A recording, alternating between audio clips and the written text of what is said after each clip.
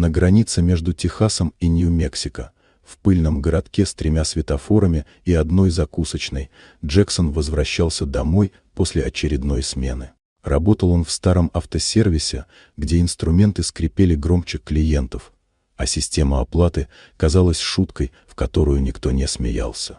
День выдался жарким и безрадостным. Очередной развалившийся пикап, токсичный начальник и полный бак разочарования. Вдоль пустынной трассы, где даже перекати поля давно махнула рукой на жизнь, он заметил фигуру. Молодая женщина стояла у обочины с дорожной сумкой и тенью настороженности в осанке. Все в ней, от идеально выглаженной рубашки до маникюра, говорило, что она не отсюда. Но при этом что-то подсказывало, она явно куда-то бежит. Или от кого-то. Он остановился. Она села, не сказав ни слова.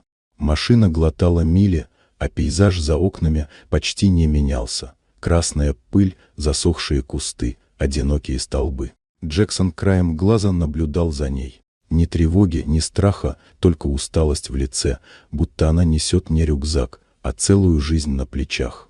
Женщина не представилась, но поведение ее выдавалось чем-то гораздо большим, чем просто желание уехать. В каждом ее движении читалась привычка к комфорту, к контролю, к тому, чтобы мир был под ногами, и при этом в ее взгляде жила острая тоска по настоящей свободе. Когда они проехали мимо указателя на ближайший город, она не попросила остановиться. Казалось, у нее не было конечной точки, был только вектор. Подальше отсюда. Джексон не задавал вопросов. Не потому, что ему было все равно, просто он слишком хорошо знал, каково это жить на грани и не хотеть говорить. На рассвете она исчезла. Просто оставила на сиденье пачку 100-долларовых купюр, записку и пустую бутылку из-под воды. В записке, написанной четким и уверенным почерком, была всего одна строка: «Ты дал мне тишину, а себе шанс. Удачи».